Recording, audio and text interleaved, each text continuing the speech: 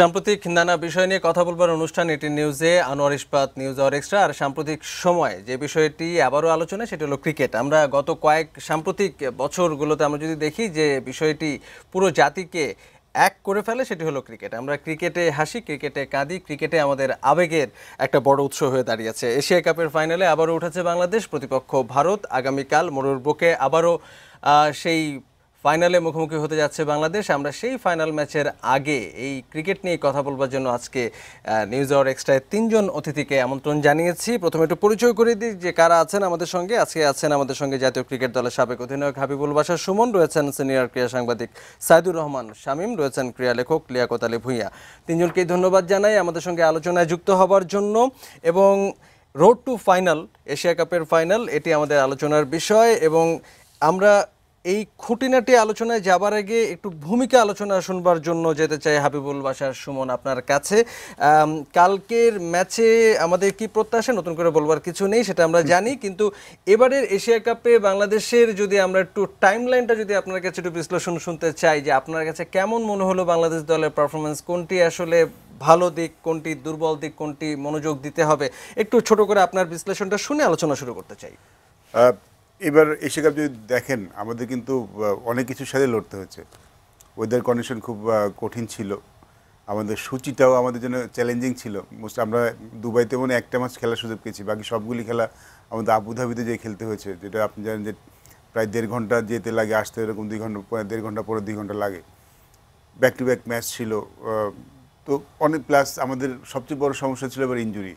আমাদের দলের নিয়মিত যে খেলোয়াড় তারাই ইনজুর হয়ে গেছেন। তামিম ইকবাল শুরুতেই চলে ইনজুর হয়ে গেলেন। তারপরে লাস্ট ম্যাচে সাকিব আল হাসান খেলতে পারেনি, যে আপনার গতকাল যে ম্যাচটা ছিল ফাইনাল, সাকিবকে ছাড়াই খেলতে হচ্ছে। আমাদের মূল একাদশের মূল 2জন খেলোয়াড়কে বাদ দিয়ে আমাদের খেলতে হয়েছে। বাট সোফার এই অনেকে কিন্তু বলছেন বাংলাদেশ এই এশিয়া কাপে আসানোর খেলেনি, বাট আমি কিন্তু বলি যে বাংলাদেশ খুব একটা খারাপ খেলেনি। দেখুন, যেই ম্যাচটা আপনার সাথে আমরা হেরেছিলাম, সেই ম্যাচটা আপনারা জানেন যে আমাদের ব্যাক টু ব্যাক ম্যাচ থাকার কারণে আমরা মূল দল খেলাইনি। আমাদের লক্ষ্যটা পরে ম্যাচে ছিল, সেটার জন্য আমরা অনেক কিছু করতে আমাদের গেম প্ল্যানটাও ঠিক ওইভাবে সাজিয়েছিলাম। সব মিলে কোনোটাই কাজে লাগেনি। আফগানিস্তান ম্যাচটা টিমটা ওরকম করছে, আফগানিস্তান ম্যাচটা খারাপভাবে হেরেছিলাম, পরে ম্যাচটা আমরা আসলে ওই প্রভাবটা পরে ম্যাচটায় পড়েছিল। বাট তাছাড়া বাংলাদেশ কিন্তু খুব খারাপ খেলেনি বলবো না। আপনার এইবার এশিয়া কাপে যদি দেখেন, এখন দলগুলির মধ্যে কিন্তু ব্যবধান কমে আসছে, খুব বেশি ডিফারেন্স কিন্তু নেই, সব দলই কিন্তু সমান সমান। সোফার সো গুড। বাংলাদেশের দলের যে শারীরিক ভাষা ছিল, যে অ্যাটিটিউড ছিল এই বছর এই টুর্নামেন্টটাতে, আমি কিন্তু খুব খুশি। আমি যেভাবে ফাইনালে এসেছে, ভালো খেলেই কিন্তু এসেছে। সবাই বলবে যে বাংলাদেশের কষ্ট হয়েছে, বাট অ্যাট দ্য এন্ড কিন্তু বাংলাদেশ ফাইনাল খেলছে। লাস্ট 3টে এশিয়া কাপের 3বারই কিন্তু আমরা ফাইনাল খেলছি। তো আমার মনে হচ্ছে বিগ অ্যাচিভমেন্ট ফর বাংলাদেশ। আপনি যে কথাটি আসলে বললেন, সেই প্রসঙ্গটা প্রতিটি পয়েন্ট আবার আপনার কাছে বিস্তারিত শুনতে আবারও ফিরবো আপনার কাছে। কিন্তু আপনি যে কথাটি বললেন যে বাংলাদেশ দল বেশ কয়েকবার ফাইনাল খেলেছে, এই প্রসঙ্গটা নিয়ে আমি সাইদুর রহমান শামীম আপনার কাছে যেতে চাই। যে বাংলাদেশ দল যেরকম বেশ কয়েকবার ফাইনাল খেলেছে এবং ফাইনালে কিন্তু হেরেও গেছে, সেখানে কিন্তু টেম্পারমেন্টের একটা কথা বারবার উঠে এসেছে। আবারও ফাইনাল না, আবারও ফাইনাল। এবং এই যে অনেকে মনে করতেছে এই টুর্নামেন্টে সোফার বাংলাদেশ যেভাবে খেললো, অনেকে কিন্তু অনেক বড় কিছু মনে করতেছে। বাট আমি পার্সোনালি মনে করি যে আপনি যদি স্ট্যাটিস্টিক্স দেখেন, তাহলে গত 4 আসরের এশিয়া কাপের মধ্যে আমরা 3বার ফাইনাল খেলেছি। আর এই 2018 সালে আমরা খেলেছি 13টা ওয়ানডে ম্যাচ, তার মধ্যে 8টা জিতেছি। আমরা যে একটা রাইজিং পাওয়ার হচ্ছি বা আমরা যে ভালো একটা টিম হচ্ছি, সেটা কিন্তু আজকে এই টুর্নামেন্টের মাধ্যমে বোঝা যাচ্ছে না, সেটা 2012 থেকেই শুরু হয়েছে। তো সুতরাং বাংলাদেশ যে ফাইনাল খেলবে, আপনি যদি এই প্রি টুর্নামেন্ট একটা অনুমান বা একটা অ্যানালিসিস করেন, বাংলাদেশের ফাইনালি খেলা উচিত। বিকজ আপনি অন্য অন্য টিমের অবস্থা দেখেন, ভারত ছাড়া পাকিস্তান, শ্রীলঙ্কা যে টিম, তাতে বাংলাদেশের সাথে তাদের টেকার কথা না। আর বাংলাদেশ ইদানিংকালে গত 2-3 বছর বা 5 বছর যাবৎ এইসব রিজিয়নে যেসব টুর্নামেন্ট হয়, বাংলাদেশ ফাইনাল খেলে বা ভালো রেজাল্ট করে। আপনি মার্চে যদি নিরাজ ট্রফিটা দেখেন শ্রীলঙ্কায়, যদিও ফরম্যাট ভিন্ন, T20, বাট বাংলাদেশ কিন্তু ফাইনাল খেলেছে, শ্রীলঙ্কাকে 2বার হারিয়ে ফাইনাল খেলেছে। ফাইনালে আমরা খুব আনফর্চুনেট আমরা জিততে পারিনি, বাট আমরা সম্ভাবনা তৈরি করেছি। আমরা গত 2-3টা কয়েক বছর আসলে বাংলাদেশ ফাইনাল খেলে কিন্তু আসলে প্রত্যাশার জায়গাটা ওখানে নিয়ে গেছে। এটি আমার প্রশ্ন না। আমার প্রশ্ন হচ্ছে যে বাংলাদেশ ফাইনালে গিয়ে একদম শেষ চূড়ান্ত যে সাফল্য, সেখানে গিয়ে একটু হয়তো পরীক্ষায়, এটা হলো উইনিং হ্যাবিটস। মনে করেন এখানে বাংলাদেশ এক সময় কিন্তু মিনস ছিল, উঠে আসছে, বাংলাদেশ মানে নিজেদের ক্যাপাবিলিটি দেখাচ্ছে। তো মাঝে মধ্যে একটু এই যে উইনিং হ্যাবিট যেটা বলেন, যে বড় বড় টুর্নামেন্টে আপনি দেখবেন অস্ট্রেলিয়া বা অন্য টিম, তারা অনেক সময় হ্যাবিট থাকে, টেম্পারমেন্ট ভালো থাকে, তারা ওইসব অর্ডসগুলা অতিক্রম করতে পারে। বাংলাদেশ পারতেছে না, বাট আমি আশাবাদী আগামী 24 ঘন্টার মধ্যে হয়তো বাংলাদেশ বেটার, আপনি একটা ভালো রেজাল্ট পাবেন। 2 বার হেরেছি, 3rd টাইম তো জিততেও পারে। না, নিশ্চয়ই আমরা সেই আশাটি আসলে করতে চাই, এবং কি কি কি বিষয়ে মনোযোগ দেবার আছে সেটি আপনার বিশ্লেষণ শুনতে চাইবো। আমরা একটু লিয়াকত আলী ভূঁইয়া আপনার কাছে শুনে আসতে চাই যে দুটি সমস্যার কথা হাবিবুল বাশার সুমন যেমন উল্লেখ করলেন, যে একটি হচ্ছে কন্ডিশন, মরুর বুকে একটি প্রায় রুক্ষ একটা আবহাওয়া এবং সেখানে প্রচণ্ড গরমের মধ্যে খেলা, এবং আরেকটি বিষয় হচ্ছে যে বাংলাদেশ দলে যে দুজন প্রধান ভরসা সাকিব আল হাসান এবং তামিম ইকবাল, এই দুজনের অনুপস্থিতি বাংলাদেশ দলের এই পর্যন্ত মানে ফাইনালে কিন্তু আবারও উঠলো। আপনি এটাকে কিভাবে বিশ্লেষণ করতে চাইবেন? ধন্যবাদ আপনাকে। দেখেন, আমি এটা আমার বক্তব্য দেওয়ার আগে আমি প্রথমে একটু বলে আমি আপনার উত্তরগুলো দিচ্ছি। আমি প্রথমে বলবো তামিম ইকবালের কথা, যে তামিম ইকবাল যে সাহসী ভূমিকাটা রেখেছে, শুধু মানে ক্রিকেটারদেরকে কিন্তু এগিয়ে নেয়, আমি মনে করি সারা বাংলাদেশকে এগিয়ে নিয়ে গেছে এই তামিম ইকবালের ব্যাট এবং গ্লাভস। আমি অনুরোধ করব, এখানে আমাদের ক্রীড়া লেখক আছে, আমাদের হাবিবুল বাশার সুমন আছে, যে তামিম ইকবালের ব্যাট এবং গ্লাভসকে আমাদের ঢাকা মিউজিয়ামে রাখা উচিত। আমি এটা অনুরোধ করবো, তারাও যেন এই ব্যাপারে একমত। আমি আমার একটা লেখা শুরু করছি এটা নিয়ে, এবং আমি আশা করবো আমার সাথে যেন সবাই একমত হয়। আচ্ছা, আপনার প্রশ্ন যেটা হাবিবুল বাশার বললেন যে কন্ডিশনের কথা, আমি একটু তার সাথে ডিফার করি। এই জন্য ক্রিকেটাররা কিন্তু সব জায়গায় খেলতে হবে, মরুভূমিতেও খেলতে হবে, আবার ওই শীতের দেশেও বরফের দেশেও খেলতে হবে, সব জায়গায় ঘুরে ঘুরে খেলতেছে। এখানেও কিন্তু অস্ট্রেলিয়ানরা এসে খেলে, নিউজিল্যান্ডের লোকেরা একসময় তো আপনি জানেন সারজা ছিল ক্রিকেটের মনে হয় তথ্য মানে একেবারে সূচিটা মানে কন্ডিশন তো আমরা অনেক সময় অনেক ঠান্ডার মধ্যে খেলতে হবে, সেই জায়গায় আমি একমত। অবশ্যই সূচিটা আমাদের জন্য ইয়ে ছিল। আর দ্বিতীয় প্রশ্ন কোনটা ছিল? আপনি আরেকটা কি প্রশ্ন করেছিলেন? আমাদের আরেকটা প্রশ্ন ছিল যে একটা তো কন্ডিশনের কথা বলছিলাম।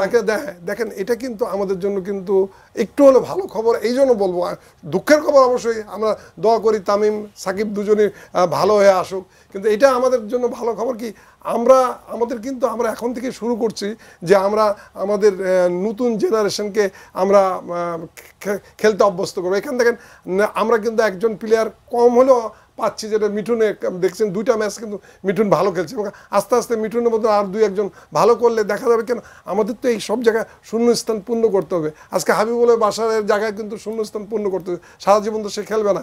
প্রত্যেকটা প্লেয়ার কিন্তু একদিন রিটায়ার্ড করবে। তো এই জায়গাটা যে তাদের ছাড়া আমরা জিততে পেরেছি, এটা কিন্তু আমি এই জায়গাটা বলবো আমাদের জন্য একটা সুখবর, এবং আমি দোয়া করি তারা তাড়াতাড়ি ভালো, তাদের আমাদের অবশ্যই দরকার আছে। কিন্তু এই জায়গাটায় আপনার প্রশ্নের উত্তরটা আমি দেবো যে আমরা মনে করি যে আমাদের 2-1 জন প্লেয়ার না থাকলে আরও 2-1 জন প্লেয়ার এসে ভালো খেলবে, এবং সবচেয়ে বড় কথা হচ্ছে আমাদের বেঞ্চের প্লেয়ার ভালো থাকতে হবে। তাহলে আমাদের যারা নির্বাচক আছে তাদেরকেও কিন্তু কষ্ট করতে হবে না, তখন কিন্তু তারা খুব ভালোভাবে ওই বেঞ্চের প্লেয়ারদের খেলাতে পারবে। এই জন্য আমি মনে করি এই জায়গাটা আমাদের জন্য সুখবর। আপনি যে প্রসঙ্গটি বললেন সেই প্রসঙ্গটা নিয়ে আমি নিশ্চিতভাবে জানি যে হাবিবুল বাশার সুমন নিশ্চয়ই কিছু না কিছু যোগ করতে চাইবেন। তবে হাবিবুল বাশার সুমনের কাছে যাবার আগে আমাদের সহকর্মী শুভ দেবনাথ তিনি একটি রিপোর্ট আমাদের জন্য তৈরি করেছেন। এটি নিজের দর্শকরা এরই মধ্যে কয়েকবার সেটি দেখেছেন, যে এশিয়া কাপের ফাইনালে খেলা নিয়ে যেটি আমরা আলোচনা করছিলাম, যে 2012 সালের পরে 2014 সালে ছেদ এবং টানা 2 বার টাইগার একই ধারাবাহিকতা রেখেছে। সেই ইতিহাসটা আমরা ছোট করে একটু দেখে আসতে চাইবো। বাংলাদেশ কিংবা সংযুক্ত আরব আমিরাত এশিয়া শ্রেষ্ঠত্ব লড়াইয়ে প্রতিবারই নিজেদের ছাড়িয়ে যাওয়ার প্রয়াস। টি-20 ফরম্যাট বদলে এবারে আসর 50 ওভারে, কিন্তু পাকিস্তানকে রুখে দিয়ে শিরোপার আরও কাছে এবারও মাশরাফিরা। এশিয়া কাপে বাংলাদেশের সাফল্য শুরু 2012 সালে, সেবার প্রথমবারের মতো ফাইনালে খেলে তারা। তবে ফাইনালে মিরপুর ট্র্যাজেডি ভোলার কথা নয় ক্রিকেট প্রেমীদের। ফাইনালে 2 রানে হেরে স্বপ্নভঙ্গ স্বাগতিকদের, কোটি মানুষকে কাঁদিয়ে শিরোপা জেতে পাকিস্তান। সেবার 4 অর্ধশতকে টুর্নামেন্টের দ্বিতীয় সর্বোচ্চ ছিল তামিমের। Changes in both teams. 2014 সালে ভালো কাটেনি বাংলাদেশের। ঘরের মাটিতে খেলা হলেও 4 ম্যাচে সবকটিতে হেরে গ্রুপ পর্ব থেকে বিদায় নেয় তারা। সেই টুর্নামেন্টে টাইগারদের ব্যাটিং শৈলী ছিল চোখে পড়ার মতো। এক সেঞ্চুরি আর এক 50-তে মোট 227 রান করে সেরা 5-এ ছিলেন এনামুল হক বিজয়। কিছুদিন পরেই টি-20 বিশ্বকাপ থাকায় 2016 সালে এশিয়া কাপও হয় টি-20 ফরম্যাটে। সেবারও সফল বাংলাদেশ। পাকিস্তান, শ্রীলঙ্কার মতো দলকে রুখে দিয়ে ফাইনালে ওঠে মাশরাফির নেতৃত্বে টাইগাররা। এবার আরব আমিরাত প্রচন্ড গরমের সঙ্গে একের পর এক ইনজুরি থাবা। সেরা একাদশী সাজাতে হিমশিম টিম ম্যানেজমেন্টের। তবে অকুতভয় মাশরাফির বুদ্ধিদীপ্ত অধিনায়কত্বে আবারও ফাইনালে টিম বাংলাদেশ। শ্রীলঙ্কাকে হারিয়ে টুর্নামেন্ট শুরু, আর পাকিস্তানকে বিমুখ করে ফাইনালে।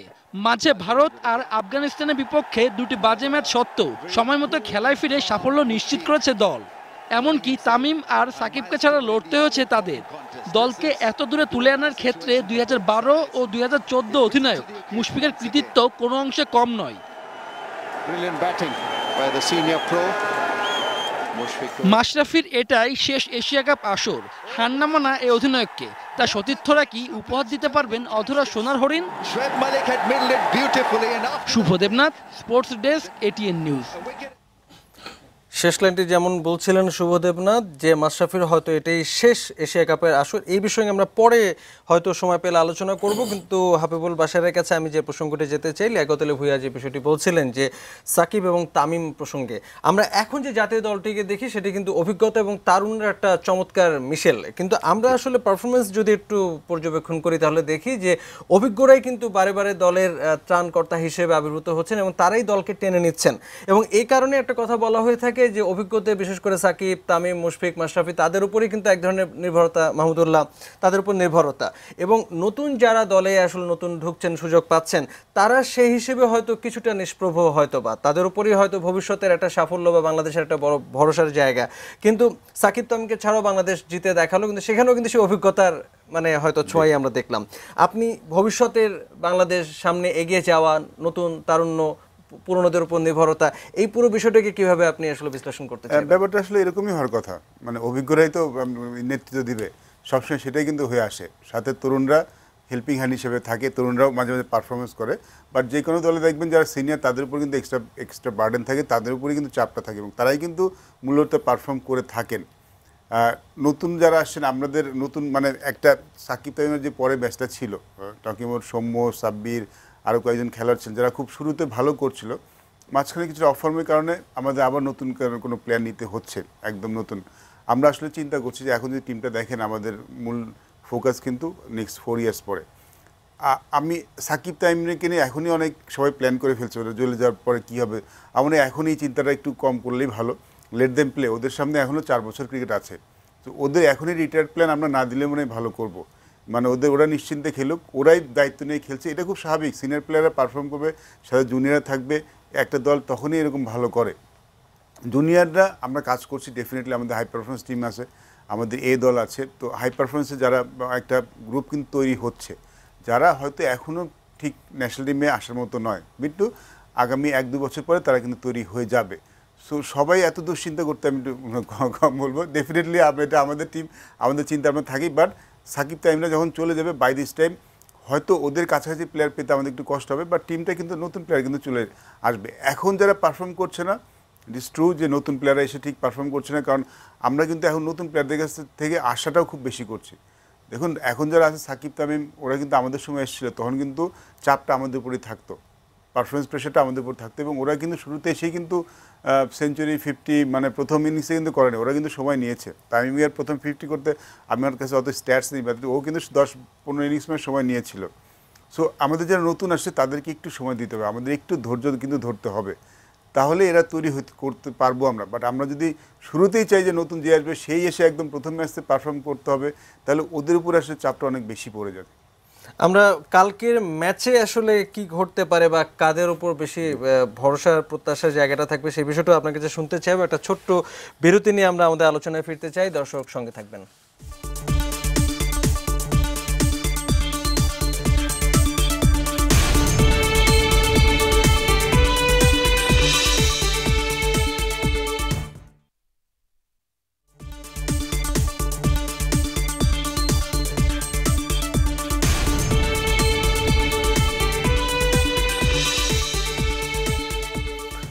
আনোয়ার ইস্পাত, নিউজ আওয়ার এক্সট্রা। কথা বলছি রোড টু ফাইনাল ক্রিকেট নিয়ে কথা বলছি। এশিয়া কাপের ফাইনালে মুখোমুখি ভারত এবং বাংলাদেশ দল নিয়ে সবার এখন আগ্রহ, বাংলাদেশ জিতবে এই প্রত্যাশা সবার। আমরা এই বিষয়টি নিয়ে কথা বলছি, তিনজন অতিথি আমাদের সঙ্গে রয়েছেন। আমরা আলোচনার এই পর্যায়ে সাইদুর রহমান শামীম আপনার কাছে যেতে চাইছি। তখন বলছিলাম যে মাশরাফিকে নিয়ে আমরা একটু আলোচনা করতে চাইবো, যে মাশরাফির নেতৃত্ব সবসময় প্রশংসিত হয় এবং তার উপরে এক ধরনের চাপ বা প্রত্যাশা তো থাকেই। তাকে নিয়ে একটু আপনার বিশ্লেষণ শুনতে চাই এবারের আসরে, এবং একই সঙ্গে একদম ম্যাচের মানে এবারের আসরের শুরু থেকে বাংলাদেশ দলের মানে উন্নতি যদি বিবেচনা করতে চাই, কোন কোন বিষয়গুলো আপনার কাছে মনে হচ্ছে যে এগুলো ভালো দিক এবং কোন কোন বিষয় এখনো মনোযোগ দেবার রয়েছে, বিশেষ করে কালকে ফাইনাল সামনে রেখে একটু যদি আপনার বিশ্লেষণ। প্রথম প্লাস পয়েন্ট যেটা বলি আর কি, যেটা খুবই মনে রাখার মতো ব্যাপার হলো গিয়ে যে বাংলাদেশ একটা সময় ছিল যে আমরা নিজেরাই বলতাম যে পঞ্চপাণ্ডব, সাকিব, তামিম, মুশফিক স্তম্ভ, এদের বাইরে খেলতে পারে না। কিন্তু এবার একটা জিনিস প্রমাণ হলো যে দলের দুই মেইন পারফর্মার সাকিব, তামিমকে ছাড়া বাংলাদেশ ক্রুশাল ম্যাচ খেলতে পারে এবং জিততে পারে। This is positive point. আর মাশরাফির কথা বলেন, আমি মোটামুটি গত 3-4 বছর বাংলাদেশ টিমের অ্যাওয়ে সিরিজ যেগুলো ছিল খুব ক্লোজলি আমি কভার করছি, দেখছি। আমার এই টিমটাকে দেখে খুবই মনে হচ্ছে, আমার বারবার মনে পড়ে 96-এর শ্রীলঙ্কা টিমের কথা। শ্রীলঙ্কা টিমে ওই সময় 96-এর ওয়ার্ল্ড কাপে একজাক্ট তরুণ প্লেয়ার ছিল, তরুণ মানে মোটামুটি প্রুভেন পারফর্মার, বাট ছিল তাদের ফাদার ফিগার ছিল অর্জুনা রামতুঙ্গা, ক্যাপ্টেন মাশরাফিকে দেখে আমার সেই জিনিসটাই মনে হচ্ছে। সে এক্সাম্পল ক্রিয়েট করতে পারে এবং তার প্রতি যে দলের আনুগত্য সেটা শতভাগ, এটা প্রমাণিত। এবং সে কোনো না কোনোভাবে কালকে দেখেন ওই অসাধারণ ক্যাচ, সে পেস বোলার, ব্যাটসম্যান, ওই অসাধারণ একটা ক্যাচই কিন্তু ম্যাচটাকে ঘুরিয়ে দিল। হ্যাঁ সেটাই, মানে সে তারপর আঙ্গুল ফেটে যাওয়ার পরে বাইরে গেল, ব্যান্ডেজ করে তারপরে ফিল্ডিং করলো। তো আমার কাছে যেটা মনে হয় যে বাংলাদেশের জন্য প্লাস পয়েন্ট হলো গিয়ে এই যে সুমন যে কথাটা বলল যে আমরা সাকিবকে আরও 4 বছর খেলতে দিই, তামিমকে। আমার প্রশ্ন হলো গিয়ে এই তাদের রিটায়ারমেন্টের ব্যাপারটা আসে কেন? সাকিব ইজ নাও 31, তাই না? তামিম বোধহয় 30, সবই অ্যারাউন্ড 30। তো অ্যারাউন্ড 30 এবং আমাদের আগের মতো না যে ফিটনেসের সমস্যা ছিল। এখন তো টিম ম্যানেজমেন্ট বলেন বা কোচিং স্টাফ যেরকম থাকে, প্লেয়ারদের এত সুন্দরভাবে কেয়ার করে যে তার ওই ফিটনেসটা একদম অপটিমাম লেভেলে থাকে। তো এইখানে আমার মনে হয় যে বাংলাদেশে এই চিন্তাটা করা উচিত না যে মাশরাফি কালকে রিটায়ার করবে বা কালকে তার যাওয়ার সময় হয়েছে, সাকিবের যাওয়ার সময় হয়েছে, এটা সেটা না। ব্যাপার হলো যতদিন যে পারফর্ম করবে ততদিন সে টিকবে। আর এই টিমটাকে আমার কাছে এই জন্যই পটেনশিয়াল মনে হচ্ছে যে কিছু প্লেয়ার আছে proven performer, like Mahmudullah Riyad, Mushfiq, এরা যে কোনো জায়গায় খেলতেছে। এবং আপনি যদি বলেন সাকিব, তামিম, মাহমুদুল্লাহ, মুস্তাফিজ পৃথিবীর যে কোনো টিমই তো খেলতে পারে, ওয়ান ডে টিমে আপনি যদি কল্পনা বা টেস্টে যে কোনো ফর্মেটই তো খেলতে পারে। এই টিমের সাথে আমরা কিছু যোগাচ্ছি, মিরাজ, মুস্তাফিজ, এই কিছু ইয়াং প্লেয়ার, তাই তো?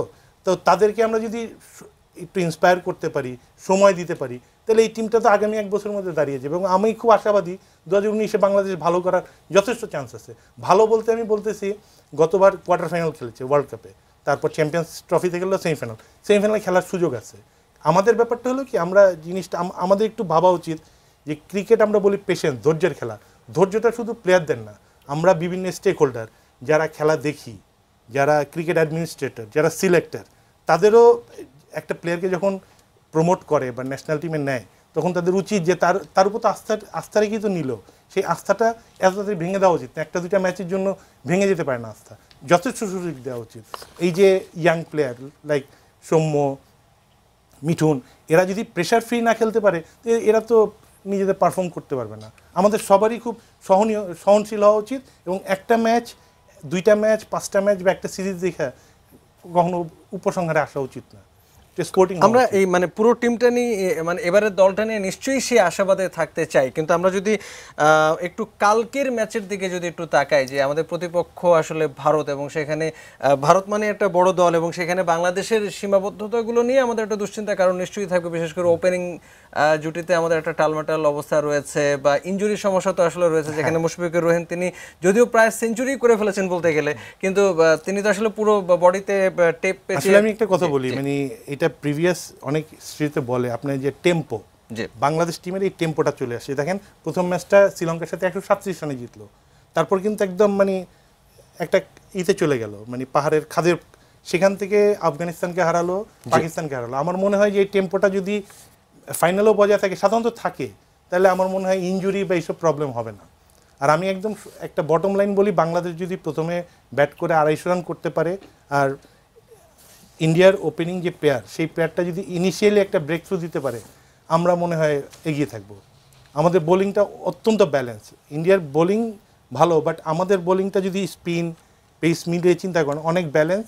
এবং সবচেয়ে বড় কথা, আমাদের যে উইপেন, মেইন উইপেন মুস্তাফিজ, সে গত দুটো ম্যাচে দেখা গেল খুব ভালো ফর্মে আছে। এবং পাকিস্তানের বিপক্ষে ম্যাচে আমরা কিন্তু ফিল্ডিংয়েও কিছুটা দৃশ্যমান উন্নতি দেখেছি। উন্নতি তো হচ্ছেই। জি, আমরা নিশ্চয়ই আশাবাদী হয়ে উঠতে চাই। আমরা লিয়াকত আলী ভূঁইয়ার সঙ্গে একটু শুনতে চাই যে তিনি এই মানে যা বললেন সাইদুর রহমান শামীম, আর কি যোগ করতে চান কালকের ম্যাচ ও বাংলাদেশের পারফরম্যান্স? এখানে একটা জিনিস যোগ করতে চাই, আমার কালকে একটা জিনিস খুব যে মুস্তাফিজ যখন 4টা উইকেট পেয়ে গেল, তখন পাকিস্তান দেখা গেল কি রান না করে উইকেটটা করলো আর কি, যে মুস্তাফিজ জন্য 5 উইকেট পাকিস্তানের এগেনস্টে না পায়, এটাই মানে ওদের জয়লাভ। মানে এটা আমার কাছে মানে আমরা যারা দর্শক বা মানে এটা খুব মানে এটা কিন্তু স্পোর্টসম্যান স্পিরিট হলো না আর কি। পাকিস্তান কিন্তু চিন্তা করলাম আমরা তো হেরে গেছি, এখন মুস্তাফিজকে 5টা উইকেট দেবো না, এখন রেকর্ড বুকে লেখা থাকবে পাকিস্তানের এগেনস্টে 5টা উইকেট পাইছে মুস্তাফিজ। এটা আমি যেটা বলতে যাচ্ছি, আমি খেলার দেখার জন্য জিটিভি এবং জিউটিভি এবং পাকিস্তান পিটিভি এগুলা দেখি মাঝে মাঝে, ওরা কি বলে আমাদের সম্বন্ধে। আমার কাছে দুঃখ লাগলো এই জন্য, পাকিস্তানের খেলা হচ্ছে বাংলাদেশের সাথে কালকে, মানে তখন তারা ওই আলোচনা করতেছে যে আমরা চ্যাম্পিয়ন ট্রফিতে এরকম হেরে ভারতের সাথে জয়লাভ করছিলাম, ভারতকে আমরা হারাবো ফাইনালে, এইসব মানে বাংলাদেশের কথা বলতেছে না তারা, বাংলাদেশকে তো হারাই দিছে আর কি। এই আমি তাও কোট করি, গেম অন হ্যাঁ প্রোগ্রামটার নাম, ওখানে রাশেদ লতিফ থাকে এবং রাজ্জাক থাকে, ক্রিকেট প্লেয়ার, এই দুজন।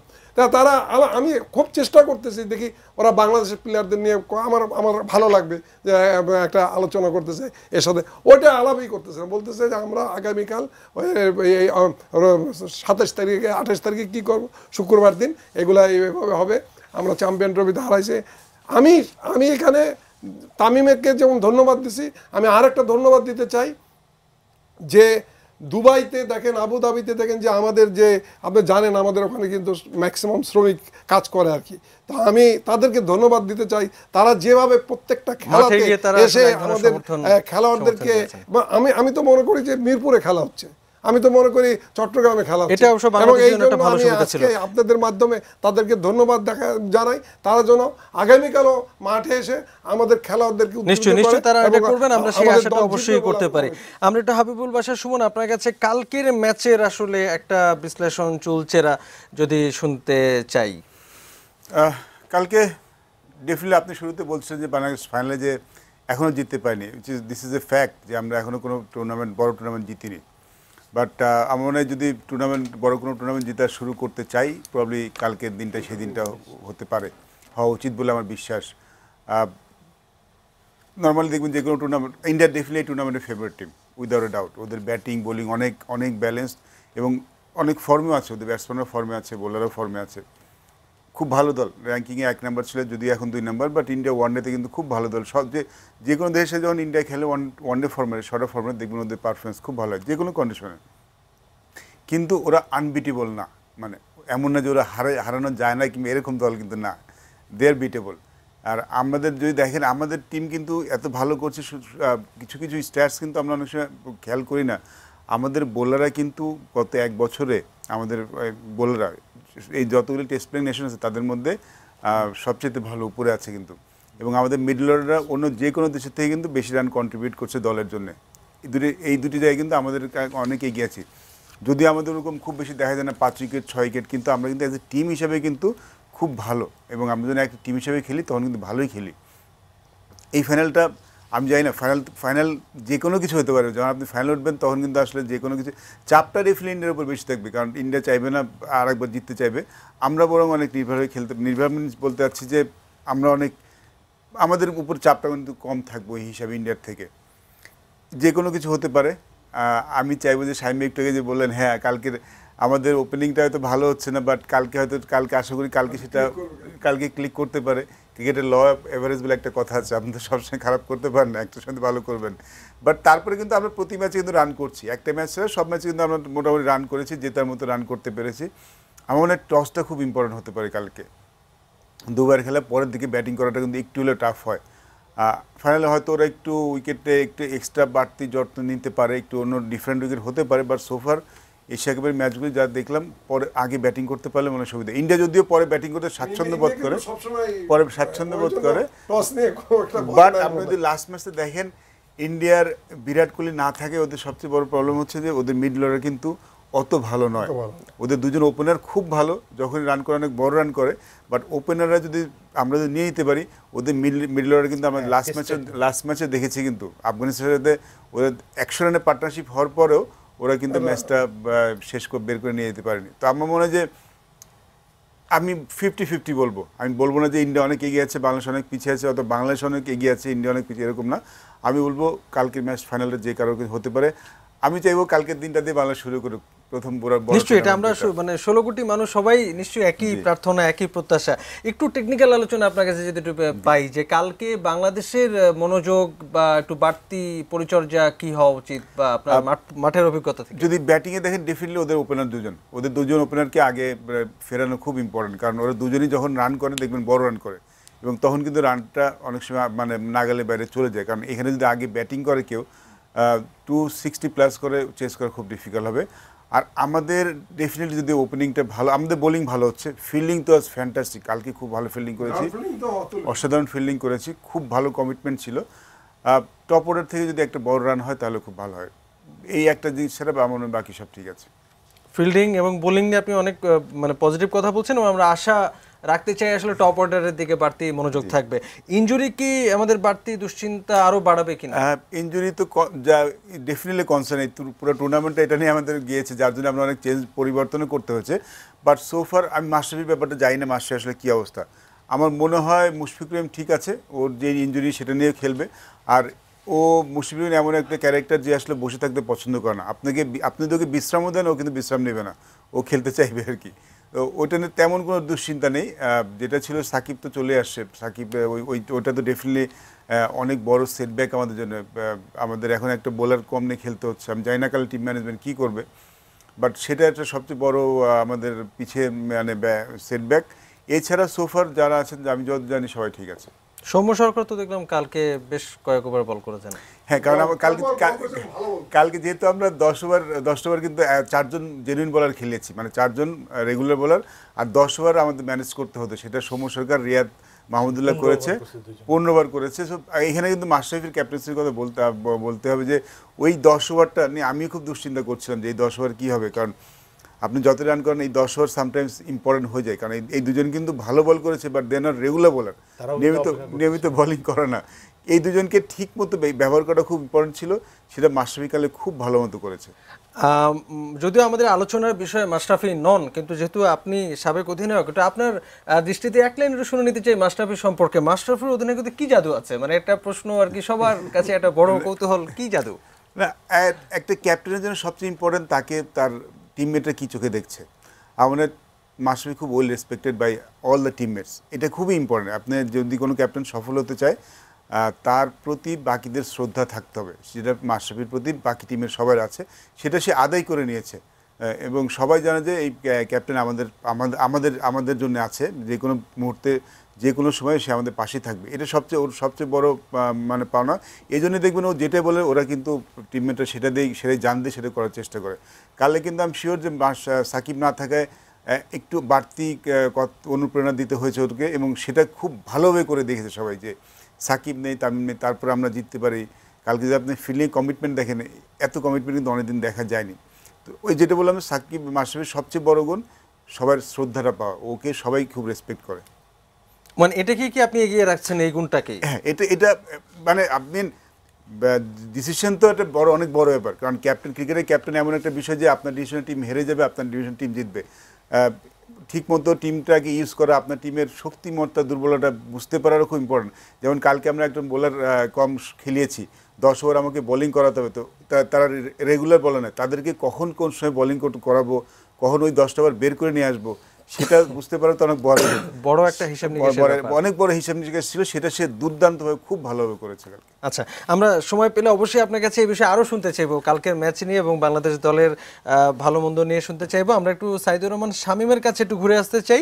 একটা হলো যে গত কয়েক বছরে, গত 10 বছরে যদি একটু দেখি যে তাহলে আমরা ক্রিকেটে অনেকখানি বাণিজ্যিকীকরণ হয়ে গেছে এবং এবছর এশিয়া কাপ শুরু হবার আগে খবরে পড়ছিলাম যে টিভি সত্ত্ব যারা পেয়েছে যে প্রতিষ্ঠানটি, তারা এক ধরনের ক্ষোভ প্রকাশ করছিল যে ভারতীয় দলে একজন নির্দিষ্ট খেলোয়াড় কেন খেলছেন না, এর ফলে তাদের অনেক দর্শক কমে যাচ্ছে, তিনি মানে ক্ষোভ প্রকাশ করছিল, এরকম আমরা খবর একটি পড়লাম। অর্থাৎ বাণিজ্যিক প্রতিষ্ঠানগুলো যারা ক্রিকেটে অর্থলগ্নি করে তাদেরও কিন্তু একটা প্রভাব বা তাদের একটা সে তৈরি হবার একটা অবস্থান তৈরি হয়েছে এবং তারা অনেক কিছু বলবার চেষ্টা করে, অনেক কিছু চাপিয়ে দেবারও চেষ্টা করে এবং ডেফিনেটলি তার একটা প্রভাব নিশ্চয়ই খেলোয়াড়দের ওপরও পড়ে। বাংলাদেশ দলের খেলোয়াড়রাও এটাতে অভ্যস্ত হয়েছেন সাম্প্রতিক সময়। আপনি অনেকদিন ধরে বাংলাদেশের ক্রিকেট ফলো করছেন, সাম্প্রতিক যদি একটু মানে টাইমলাইনটা যদি আপনার কাছে একটু বিশ্লেষণ করতে বলি যে কোথায় আছে বাংলাদেশ, কোথায় ছিল। বাণিজ্যিকরণের কথা তো বললেন, বাণিজ্যিকরণ শুধু প্লেয়ারদের বা টিমের উপর না, এটা টুর্নামেন্টের উপরও নেতিবাচক প্রভাব পড়ে, যেটা এবার এশিয়া কাপে দেখা যাচ্ছে। একটা টিম দুবাইতে ফ্রম বিগিন টু এন্ড থেকে যাচ্ছে, আর অন্য টিম সারা টিম আবুধাবি ঘুরে আসছে। এটা তো বাণিজ্যিকরণের মানে বড় উদাহরণ। হ্যাঁ, বড় উদাহরণ, এর চেয়ে তার বড় উদাহরণ হতে পারে না। এবং এই নিয়ে তো অন্যান্য টিমের ক্ষোভও আছে। কিন্তু এখন ব্যাপারটা হলো কি, ক্রিকেটটা এখন অনেকেরই ব্রেড অ্যান্ড বাটার হয়ে গেছে। এই পেশাদারিত্ব তো অস্বীকার করার উপায় নেই। আর পেশাদারিত্ব বলেন বা বাণিজ্যিকরণ বলেন, বাণিজ্যিকরণ যখন থাকবে তখন দেখবে যে কোনটা কিসে মুনাফাটা বেশি হয়, আকর্ষণটা বেশি হয়। তো সেইগুলোকে আমাদের সব কিছুই আমরা বাণিজ্যিকরণ বা পেশাদারিত্বকে অস্বীকার করতে পারবো না, আবার ক্রিকেটের যে মূল স্পিরিট বা স্বাভাবিক যেই সেটাও অস্বীকার করতে পারবো না। তা আমাদের যেটা করতে হবে, দুটার মধ্যে কম্বিনেশন করতে হবে।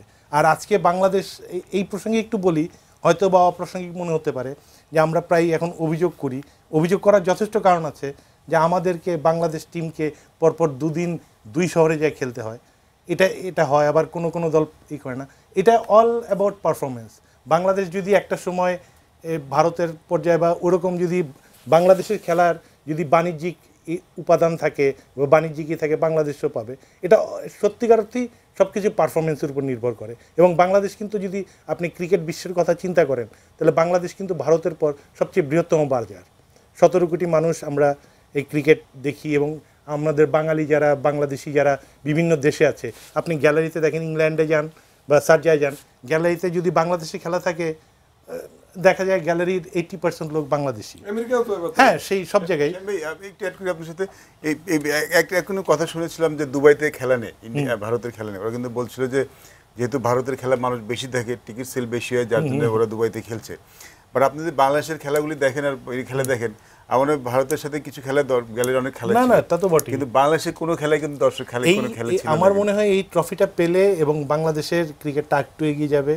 এবং এই যে বৈষম্য যদি বলেন বা বাণিজ্যিকভাবে যে আমরা কোনো ক্ষেত্রে যে ক্ষতিগ্রস্ত হচ্ছি, এই সময়টা সুদিন খুব তাড়াতাড়ি আসবে, এটা বেশি দেরি করতে হবে। এবং সামনের দিনগুলোতে যদি আমরা বাণিজ্যিকীকরণের কথা যদি আমরা ওই প্রসঙ্গে যদি থাকি, তাহলে আসলে শেষ পর্যন্ত প্রতিদ্বন্দ্বিতা কি, যেমন ভারত পাকিস্তান বলতে আগে যে ব্যাপারটা ছিল, সেটা কি আসলে বাংলাদেশ এবং ভারতে? এটা তো আমি কেন, সবাই বলবে যে এখন আপনি যদি দেখেন ভারত পাকিস্তান ম্যাচের কথা যদি চিন্তা করেন, কোনো ম্যাচ, নো ম্যাচ, ওটা কোনো ম্যাচই ছিল না।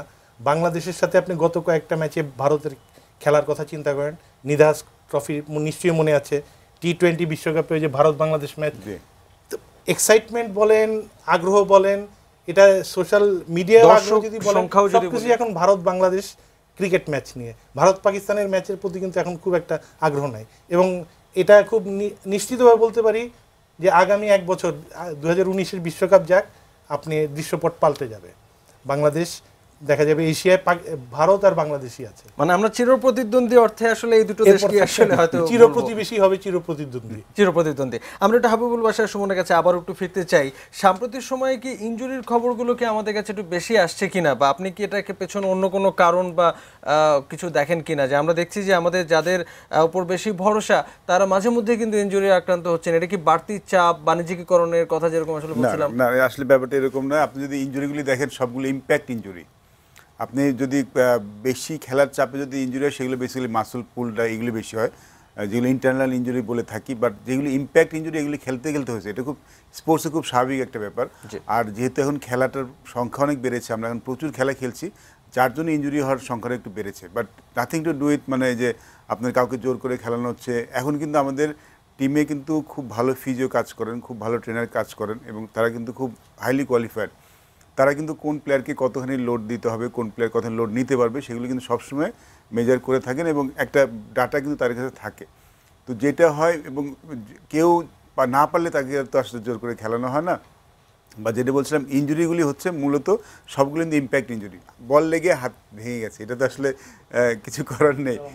সাকিব ক্যাচ ধরতে যে হাত ভিতরে চলে গেছে বা ডিসলোকেট হয়েছে ফিঙ্গারটা, এগুলির সাথে আসলে ওই অন্য কোনো সম্পর্ক নেই। এগুলো সব এবারের এশিয়া কাপের আসরেও আমরা দেখলাম যে ইনজুরি নিয়ে কিন্তু আমাদের সিনিয়র ক্রিকেটাররা খেলছিলেন। আমরা তামিমকে তো দেখেছি, সেটাতে আসলে একটা মানে একটা ছবি হয়ে আছে, সেই ছবিটা অনেকে মনে দাগ কেটেছে। সাকিব আল হাসানও কিন্তু ইনজুরি নিয়ে ম্যাচ খেলেছেন। আমরা মুশফিকুর রহিম তো দেখছি যে প্রতি ম্যাচে ইনজুরি নিয়ে খেলছেন। এটা নিশ্চয়ই তারা এক ধরনের ফিটনেসের পরীক্ষায় উত্তীর্ণ বলেই তারা খেলছেন, কিন্তু এটা কি আসলে ভবিষ্যতে কোনো একটা দুশ্চিন্তার ঝুঁকি তৈরি করছে কিনা? আসলে না, এরকম কিছু করা হয় না। দেখুন, ভবিষ্যতের যদি কোনো ঝুঁকি থাকে, কেউ আসলে এই ঝুঁকিটা কেউ নেয় না। আমি সেটা প্লেয়ারও নেয় না, কিংবা ফিট আমাদের যে ফিজ ম্যানেজমেন্টও নেয় না। ওটা চিন্তা ভাবনা করেই করা হয়। যেমন সাকিব আল হাসান সর্বশেষ যে ম্যাচে খেললেন, সেই ম্যাচে কিন্তু এটা কথা বারবারই হয়ে আসছিল যে তিনি আসলে ইনজুরি নিয়ে খেলছেন, এবং এটা সাকিবের ইনজুরিটা কিন্তু অনেক পুরনো। এটা হয়েছিল সম্ভবত জানুয়ারি মাসে ট্রাইনেশন, হ্যাঁ, বাংলাদেশের ফাইনালে। এটা অনেক পুরনো ইনজুরি, এবং সেটা নিয়ে কিন্তু ও রিকভার করলো। তারপরে এটা আবার রিকারেন্ট করেছে, যার জন্য আসলে বলা যাচ্ছে না যে এটা আগে মানে ওর সার্জারি লাগবে, বাট ব্যাপারটা এরকম ছিল সার্জারিটা লাগবে কি লাগবে না সেটা এখনও কনফার্ম না। আর ডাক্তার দেখলে বুঝতে পারেন যে সার্জারি করে আসলে কতটা ভালো হতে পারে না পারে। সেই জন্য সাকিব আল চলে গেছেন, তো ফাইনাল খেলেননি। বাট এটা ওরকম কোনো ইনজুরি না যে খেলার জন্য ওর একদম পুরো ক্যারিয়ার শেষ হয়ে যাবে, ওরকম কিন্তু কিছু না। ওরকম কোনো কিছু করা এখন করা হয় না। ইনজুরি নিয়ে আপনি আসলে দুশ্চিন্তার কারণ না, দেখুন ইনজুরি থাকবে, স্পোর্টসে ইনজুরি থাকবে। আপনি যে কোনো স্পোর্টসে বলেন যেগুলো ইম্প্যাক্ট হয়, ক্রিকেটে তো বরং কম হয়, ফুটবল স্পোর্টসে তো অনেক বেশি বেশি হয়। তো এটা আসলে খুব স্বাভাবিক একটা ঘটনা, এটা সবারই হয়ে থাকে। আপনার কাছে যখন এলামই, যেহেতু আমাদের কিছুক্ষণ পরে একটা বিরতি নিতে হবে, বাণিজ্যিকীকরণ নিয়ে তো আপনার কাছে দুলেন শুনে নেই। যে একটা হচ্ছে যে আপনার চোখের সামনে আসলে অনেকটা দেখা যে গত কয়েক বছরে ক্রিকেটে বাণিজ্যিকীকরণ অনেক বেশি বেড়েছে। তো এর আসলে ভালো দিক নিশ্চয়ই যে ক্রিকেটার উপকৃত হচ্ছেন, ক্রিকেট খেলা অনেক বেশি বেশি ম্যাচ হচ্ছে এবং নানা আঙ্গিকে হচ্ছে, অনেক বর্ণাঢ্য হয়েছে, অনেক রঙিন হয়েছে। কিন্তু এর কি কোনো কুফল বা অন্য কোনো বিশ্লেষণকে আপনি দুই লাইনে একটু শোনাবেন? না, এখন মানে ক্রিকেটটা কিন্তু প্রসারটা বেড়েছে, বাণিজ্যিকরণ কিন্তু দরকার আছে। আপনি যে কোনো স্পোর্টস যদি আপনি কন্টিনিউ করতে চান, বড় করতে চান, আপনার কিন্তু ফান্ড অবশ্যই দরকার হবে। এবং এখন কিন্তু যেই বাণিজ্যিকরণে যেই ফান্ডটা আসে সেটা কিন্তু ক্রিকেটেই ইউজ হচ্ছে। আমাদের বাইরে টুর্নামেন্ট বেড়েছে অনেক, খেলার সংখ্যা বাড়ছে অনেক, এবং খেলোয়াড়দের আগ্রহ অনেক বাড়ছে। তো নাথিং রং, এতে কোনো ভুলের কিছু নেই।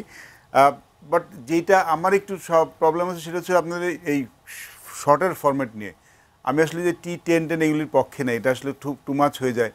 এই বাণিজ্যিকরণটা বলে না করলে ভালো হয়। T20 পর্যন্ত ঠিক আছে, বাট আমরা যখন T10 10 ওভারের খেলায় নেমে এসেছি, এটা ক্রিকেটে ভালো কিছু করবে না। আমি এটা যেটা হবে যে আপনার ভবিষ্যতে হয়তো গ্রেট প্লেয়ার, লিজেন্ড প্লেয়ার আস্তে আস্তে কমে যাবে। কারণ যদি বড় প্লেয়ার তৈরি হতে হয় তাকে কিন্তু ওই আপনার মানে লম্বা পরিসর যে ক্রিকেট সেটা খেলে কিন্তু তৈরি হয়ে আসতে হয়। বাণিজ্যিকরণের জন্য যদি আমরা এই খেলাগুলি বেশি নজর দিই তাহলে আসলে সেটা ক্রিকেটে ক্ষতি হবে। বাট এমনি ক্রিকেটে এক্সপান্ড করার জন্য যেটা সেটা কিন্তু আপনার দরকার আছে। আপনি ইতিবাচকভাবেই দেখছেন। আমরা এই আলোচনাটি আরও কিছুক্ষণ চালিয়ে নেব। অবশ্যই একটা ছোট্ট বিরতি নিয়ে আমরা ফিরতে চাই আমাদের আলোচনা, নিশ্চয়ই সঙ্গে থাকবেন।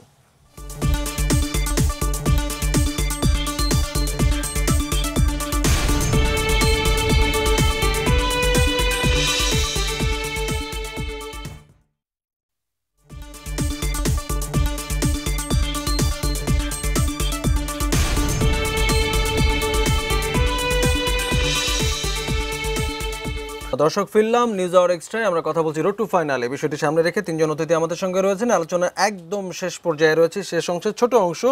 এক এক করে ছোট করে সবার উপসংহার আলোচনাটি শুনে নিতে চাই। লিয়াকত আলী ভূঁইয়া, পুরো আলোচনাটাকে যদি একটু উপসংহার আনতে বলি, ছোট করে 30 সেকেন্ড। ছোট করে বলবো যে কালকের খেলা নিয়ে, কালকের খেলা যেটাই হবে আমরা তো চাই বাংলাদেশ জয়লাভ করুক। তারপর আমি বলবো যে যেটাই ফল আসুক আমাদের ক্রিকেটাররা যেভাবে খেলছে আগামীতেও আরও ভালো খেলবে। আমরা সব সময় তাদের সাথে থাকব, ভালো করুক আর খারাপ করুক আমরা তাদের সাথে থাকবো। আমরা তাদেরকে সমালোচনা করব যে সব জায়গাগুলা ঠিক আছে, কিন্তু আমাদের খেলোয়াড়দেরকে আমাদের খেলোয়াড়দের সাথে আমাদের থাকা উচিত এবং সবার কাছে অনুরোধ করব ভালো করুক আর খারাপ করুক আমরা তাদের সাথে থাকি। জি অবশ্যই এবং ধন্যবাদ আপনাকে। সাইদুর রহমান শামীম, শেষ উপসংহারটি কি শুনবো আপনার কাছে? আমি শুধু এশিয়া কাপের উপর ফোকাস করতে চাই না। আমার পাশে সিলেক্টর বসে আছেন, আমি চাইবো যে এটা নিশ্চয়ই সাকসেস চাইবো, কিন্তু আমি চাইবো যে বাংলাদেশের একটা যে পোটেনশিয়াল আছে, বাংলাদেশ টিমের যেসব প্লেয়ার আছে তাদের যে ক্ষমতা আছে, এটাকে পরিপূর্ণভাবে ব্যবহার করতে হলে নির্বাচক আমার চেয়ে নিশ্চয়ই ভালো জানেন। আমাদের চিন্তা করা উচিত যে আমরা কিভাবে টিমটাকে একটা 2019-এর যে বিশ্বকাপ সেখানে যাতে বেস্ট পসিবল একটা টিম নিতে পারি সেটার চেষ্টা করা উচিত। এবং এই সুযোগে আমাদের 5-6 জন এস্টাবলিশ প্লেয়ার তো পারফর্ম করতেছে, এই সুযোগে আমরা যদি কিছু ইয়াং প্লেয়ারকে তাদেরকে কনফিডেন্স দিতে পারি এবং পারফরমেন্সটা আদায় করে নিতে পারি, আমার মনে হয় 2019-এ বেস্ট পসিবল একটা টিম বাইর করা যাবে। এবং আমি মনে করি যে সিলেক্টরদের বা বিসিবির এই দিকে নজর দেওয়া উচিত। নিশ্চয়ই তারা সেটি ভাবছেন এবং খুব গুরুত্বপূর্ণ কথাই আপনি আসলে বললেন যে একটি হলো যে আমাদের নজর আসলে দৃষ্টি অনেক সামনে এবং তার পথ চলায় হয়তো এশিয়া কাপের একটা সাফল্যের মুকুট যদি আমাদের যুক্ত হয়। আমরা শেষ লাইনটি শুনবার জন্য হাবিবুল বাশার সুমন আপনার কাছে যাচ্ছি। চাইবো কালকের দিনটা যেন আমাদের হয়। নিশ্চয়ই দেখুন বাংলাদেশ টিম যদি দেখেন, আমরা যেদিন ভালো খেলি সেদিন কিন্তু প্রতিপক্ষ কি করছে তা তো গুরুত্বপূর্ণ হয় না। তো আমার একটাই চাওয়া, ডেফিনেটলি আমি মনে প্রাণে চাইছি যে কালকের ম্যাচটা জিততে। একটা টুর্নামেন্টের ট্রফি আমাদের খুব দরকার, সেটা হলে আমাদের মূল লক্ষ্য যেটা পরবর্তী লক্ষ্য, বুঝতে পারছি আমি কি বলতে চাচ্ছি, সেটা একটু অনেকখানি এগিয়ে যাবো আমরা। আমার একটা প্রশ্ন, কালকে বাংলাদেশের কোন প্লেয়ারটা ভালো খেলবে আপনার কি মনে হয়? তো আমরা নিশ্চয়ই আশা করব যে সবাই ভালো খেলবে। আমরা টিম গেম খেলতে পছন্দ করি, আমরা সবাই মিলে ভালো, যদি আমি চাচ্ছি কালকের দিনটা যেন আমাদের ভালো যায়, তাহলেই কিন্তু আমরা যেটা রেজাল্ট চাচ্ছি সেটা পেতে পারি। টিমের সবাই জ্বলে উঠুন, নিশ্চয়ই আমরা সবাই সেটাই চাই। অনেক ধন্যবাদ হাবিবুল বাশার সুমন, অনেক ধন্যবাদ তিনজন অতিথিকে আমাদের সঙ্গে আলোচনায় যুক্ত হবার জন্য। রোড টু ফাইনালে আমরা কথা বলছিলাম বাংলাদেশ দলের ভালো মন্দ, বাংলাদেশ দলের সাফল্য কামনা করে আমরা এই আলোচনাটি করলাম এবং কালকে বাংলাদেশের প্রতিপক্ষ ভারত, আমরা নিশ্চয়ই বাংলাদেশকে শেষ সাফল্যটি অর্জন করতে দেখবো সেই প্রত্যাশা নিয়ে আমরা কালকেও আলোচনা করবো এই বিষয়টি নিয়ে। তবে আজকে আলোচনাটা এখানেই শেষ করছি, নিউজ আওয়ার এক্সট্রা আলোচনা। আর এরপরে রয়েছে আমাদের নিয়মিত আরেকটি আয়োজন পলিটিক্স প্লাস, সেখানে নতুন দুজন অতিথির সঙ্গে কথা বলবো। তবে তার আগে ছোট্ট বিরতি নিচ্ছি, সঙ্গে থাকবেন।